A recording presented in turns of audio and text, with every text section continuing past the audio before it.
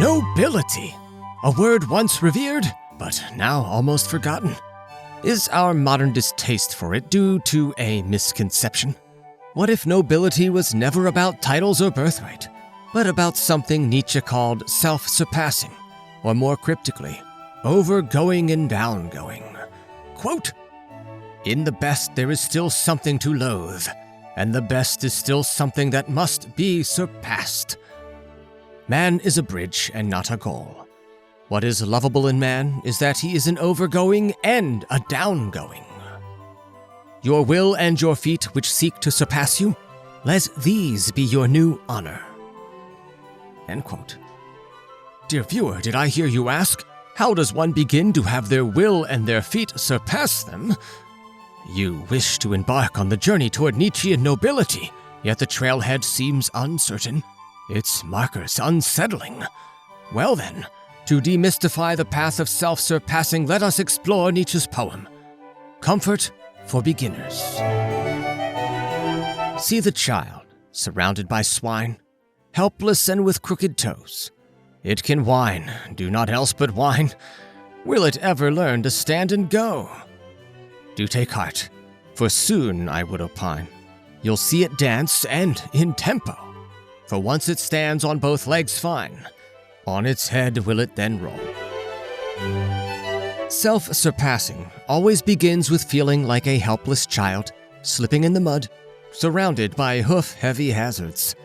No use whining here, for the mud of this pigsty symbolizes your core passions, the unique muck you're destined to wrestle with all your life. For some, this muck is the pursuit of wealth. For others, physical strength or competitive advantage, and so on. Society today often labels these pursuits with dirty words like greed, aggression, or envy, turning noble struggles with passions into vices that degrade those who engage with them. Yet, these mucks are fundamental parts of human nature, and if nurtured wisely, can forge a group of Nietzschean nobles who channel diverse passions into societal benefit. For this Nietzschean muck is not something to escape, but to master.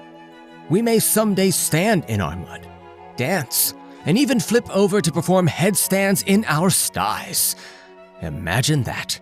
Every sense in your face brought closer to your mucky passion. The sights, sounds, and smells all sensed just above the so-called filth.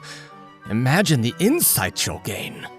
But gain these insights as quickly as you can, for this stance is difficult to hold. You'll inevitably slip and fall, becoming a babe in the mud again. This is your Nietzschean downgoing. Take comfort. This is part of the cycle, the struggle of nobility.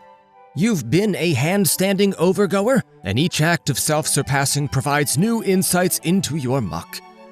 And with a noble spirit, you'll rise again, dance again, stand on your head again, and yes, as only overgoers can be downgoers, you will slip again. But quote, "I love those that know not how to live except as downgoers, for they are the overgoers. I love the great despisers because they are the great adorers, and arrows of longing for the other shore. I love those who do not first seek a reason beyond the stars for going down and being sacrifices, but sacrifice themselves to the earth." End quote. So, as you navigate your own pigsty, how will you rise from the muck again and again, to dance, to stand on your head, and thereby ever press your passions to ever nobler purposes? Thanks for watching. If you enjoyed this video, then again, shatter, oh my brethren, the like button, and tatter the maxims of the world maligners in the comment section below.